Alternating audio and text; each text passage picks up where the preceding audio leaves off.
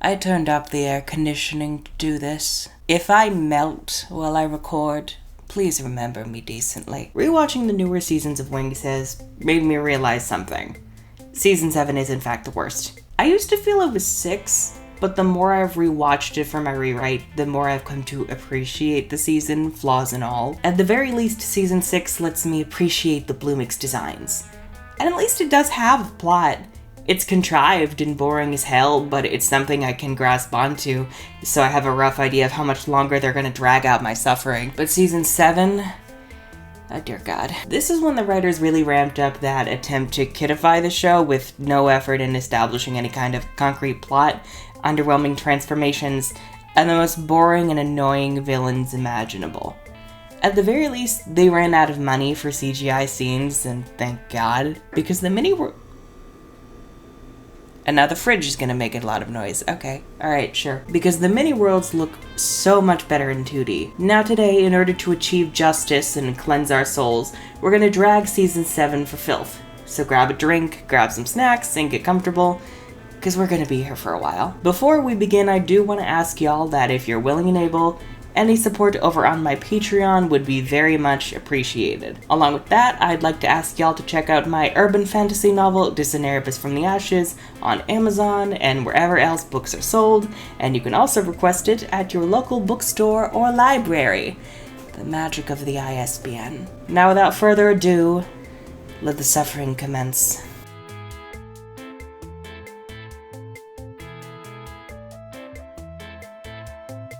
Like the other newer seasons, Winx Season 7 revolves around a central theme, this time being animal rescue.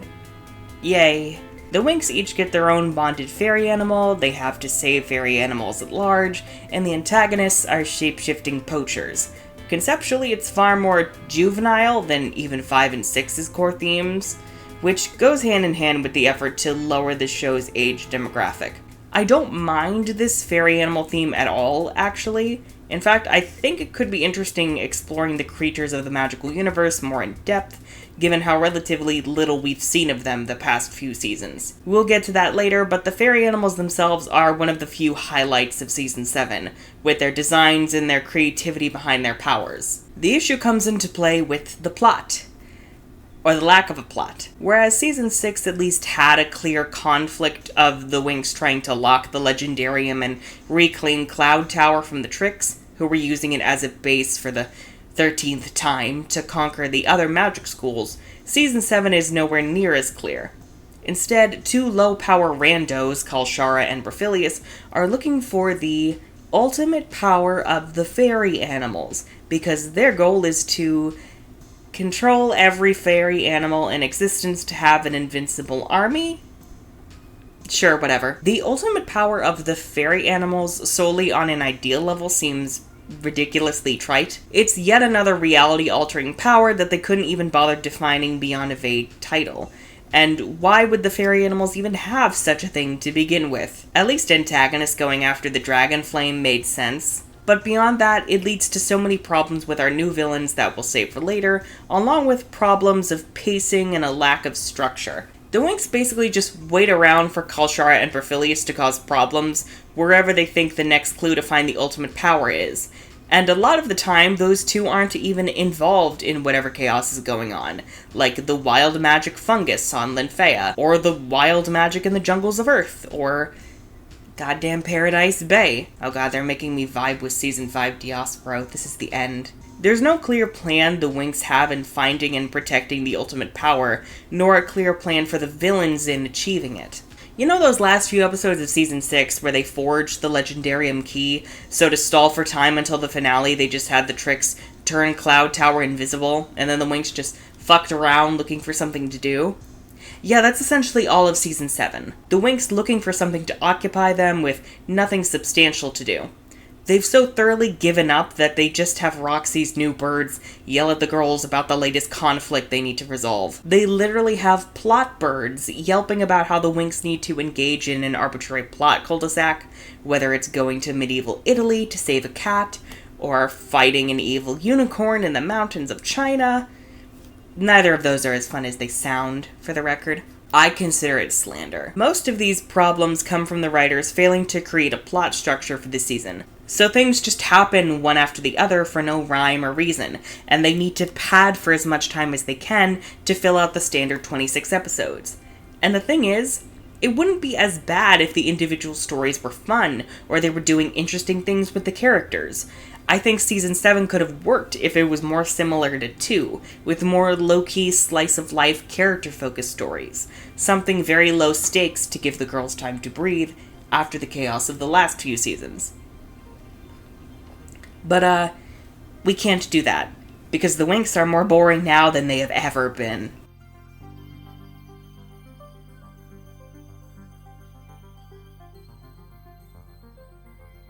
The Winx really have nothing to do anymore. Part of Rainbow's goal with the start of the Nick Bow era was to keep the Winx at Althea, not only to lower the target age of their audience, but also to make it easier to generate new plots every season. If you keep the Winx at Althea eternally and prevent them from getting older, you never have to worry about keeping the club together once they've graduated. You can just have them deal with whatever conflict you want while locking them away at school. God, that sounds like a nightmare. I can only imagine how much student debt they've accrued. It's a lazy writer's dream come true, but there's a problem with that. The Winx are now a hive mind. By forcing them to stay together and preventing them from pursuing their own dreams, aside from dead-end gags like Stella's fashion designs, you wind up stripping the girls of not only their personalities, but also their motivations. They don't each have their own reason for engaging in the plot. Rather, they just band together because the script says so. They're completely and utterly passive, and that's no way to write a protagonist, let alone 6. I can't even really say anything about them individually because they're written as a collective. The most I can say is, I miss OG Bloom. I miss my little hothead cinnamon roll who'd assault someone on impulse. I miss snarky but lovable Stella who would drag a bitch for fun and then devour an entire buffet table. I miss Group Mom Flora who still had a backbone. I miss chill and aloof Musa, who actually gave a shit about her musical ambitions. I miss Tekna being more than stereotypical dork humor, who learns how to deal with her emotions. And I miss Aisha being a bit edgy, the badass who got shit done and who loved to rebel and dance. Basically, give me a blend of their characters from the first 4 seasons with how they're written in World of Winx, please. With a dash of 4Kids Bloom. 4Kids Bloom is where it's at. They honestly had a great opportunity to expand on the girls' personalities through their bonds with their fairy animals. It could have brought out new sides of their characters we haven't seen before. I did actually enjoy Aisha being a nurturing presence for Squonk, as it reminded me a lot of her relationship with Piff. And I like Flora being forced to assert herself to keep Amarok in check.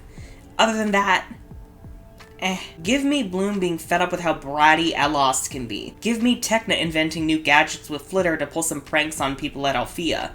Something. Anything, please. Well, actually, here I wrote Palace. I'm not sure what Palace is, but it sounds cool. Oh, and they did Roxy dirty this season. Like, they went out of their way to have her be a supporting character who's more engaged in the plot this season, and they still felt the need to shove her into the background. Season 7 revolves around animals, so you think the Fairy of Animals would finally be allowed to become the 7th Winx like they had teased back in Season 4. But nah, Roxy doesn't get Butterflicks or Tynix, her Stone of Memory gets stolen by one of the show's worst villains, she doesn't even get a fairy animal of her own, and she's barred from participating in the majority of the conflict. Thanks, Rainbow. I hate it. If you're gonna make the other Winx 16 again, the least you can do is pretend Roxy's on the same level as them. You're already throwing the rest of the continuity in the trash, so why not do it again for something people actually want?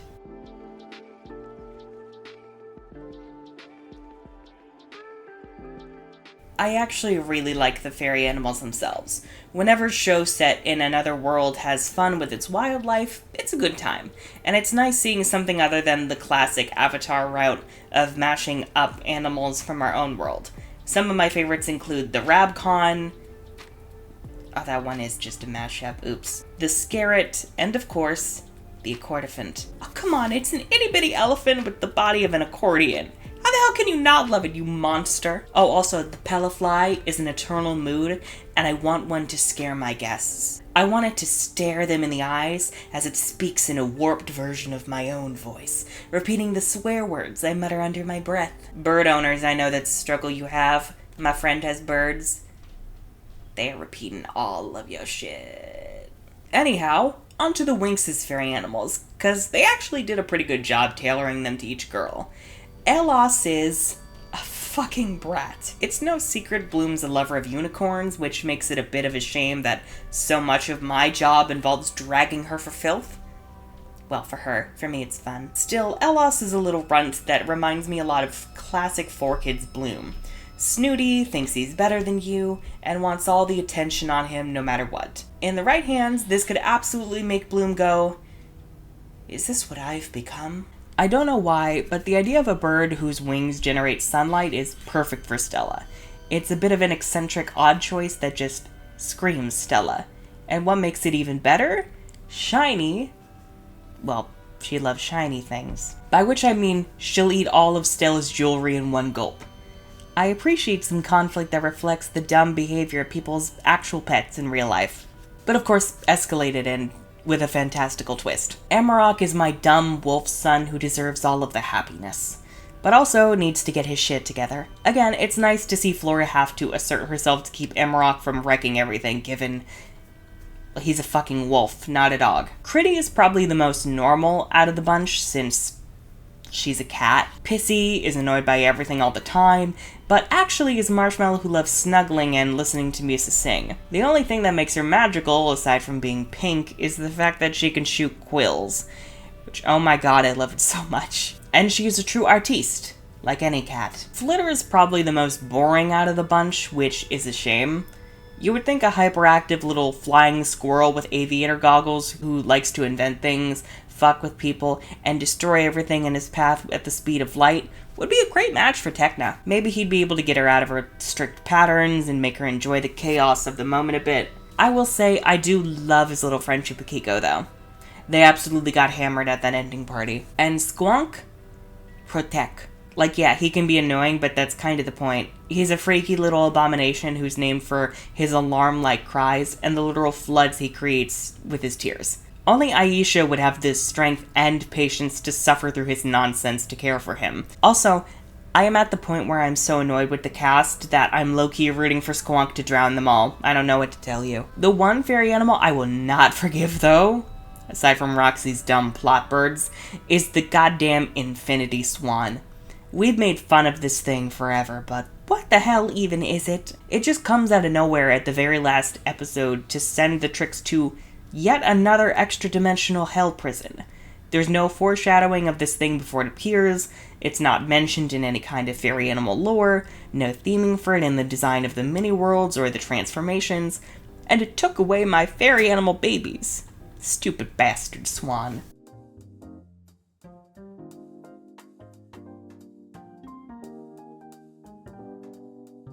Kalshara and Brafilius have to be the most underwhelming villains of the entire franchise.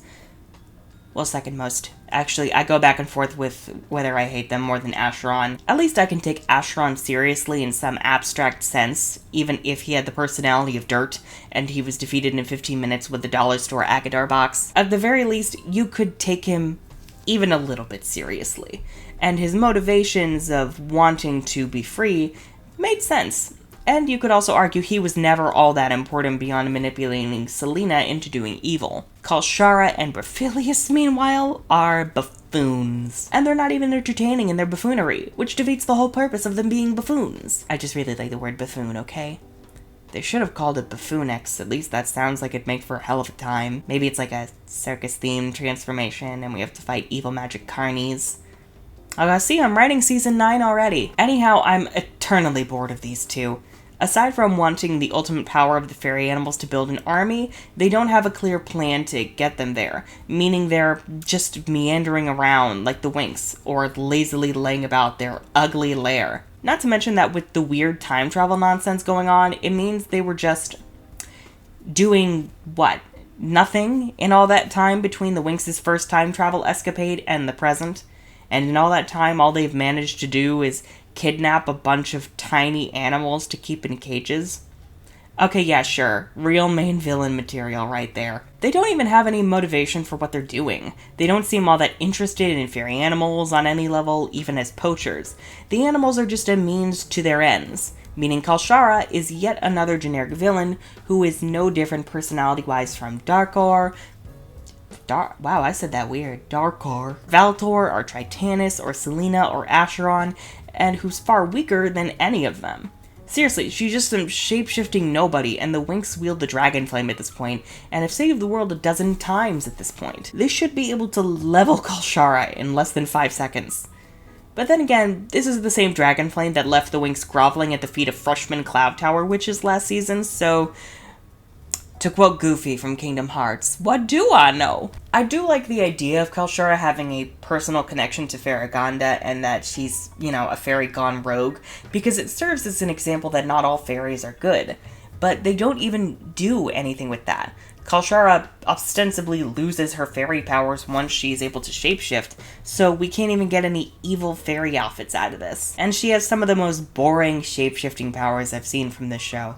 Every time she shapeshifts, we take forever to just stare into her eye as she transforms, killing the pace of the scene wherever it happens. And all she can turn into is a bird, a panther, and a dragon. Nothing else.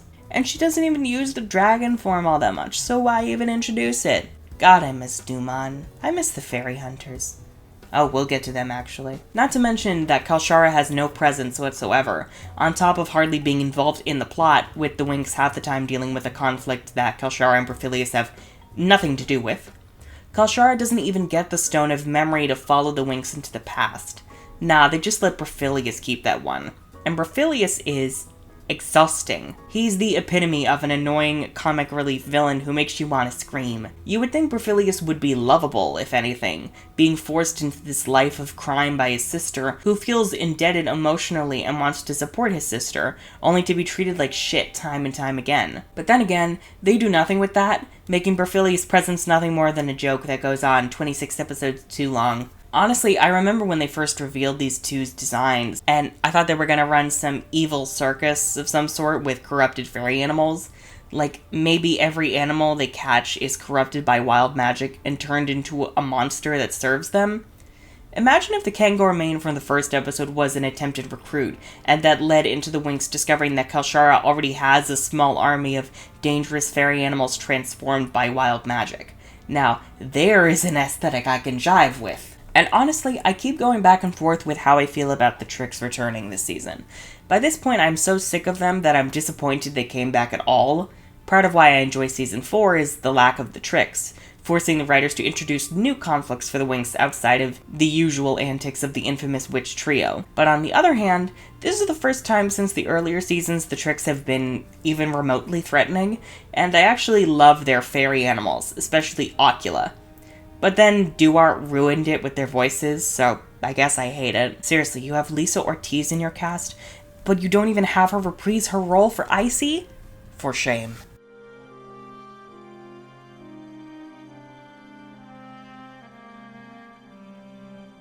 Time travel is one of those tricky things that's hard to get right.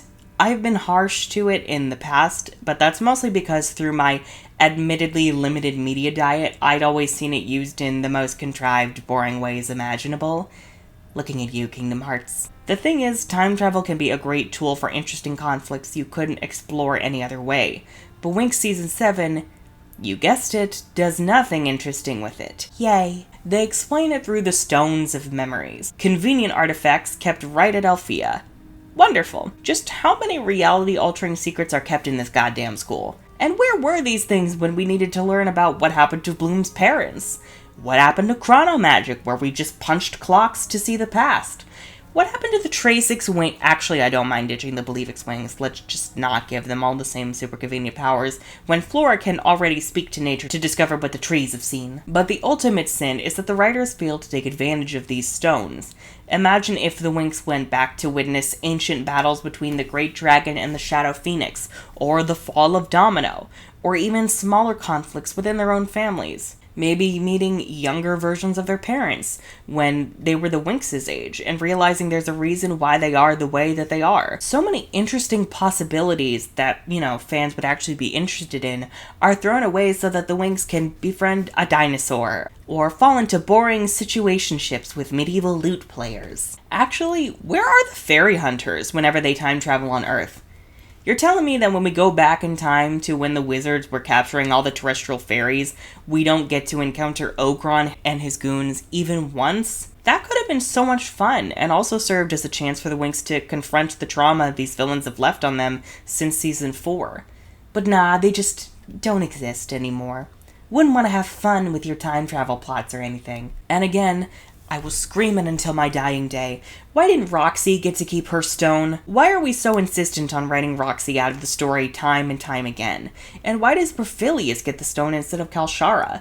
Can we at least get the less annoying villain involved here? Oh, and this is admittedly very petty, but why didn't they tie Butterflix into the idea of the butterfly effect? If they're gonna wear ugly pancake tutus, at least do something interesting with it. Or just have them use Butterflix only when they time travel. Maybe Butterflix corrects the timeline automatically to minimize the damage, which is how they were able to bring back Squonk, Critty, and Flitter into the present. I don't know, it'd still be super pointless, but at least then it would mean that they use Bloomix in the present instead of goddamn Butterflix. Speaking of which...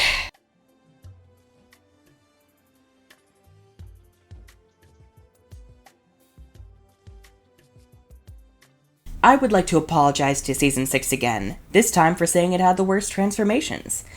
Because it doesn't. Season 7 does. All Bloomix has going for it are its looks, and Mythix is straight up trash, but at the very least, neither of them are Butterflix. Seriously, I'm so bitter that Bloomix got thrown away forever to be replaced by Butterflix. Yeah, I get it, the power of the fairy animals, but Bloomix is the power of the goddamn dragon flame. If anything, it should be the new base transformation that they use for default. For default, by default, my brain is dying, fam. With new transformations used for specific situations. Like, you know how they only used Mythix to enter the Legendarium world, but the rest of the time they just used Bloomix?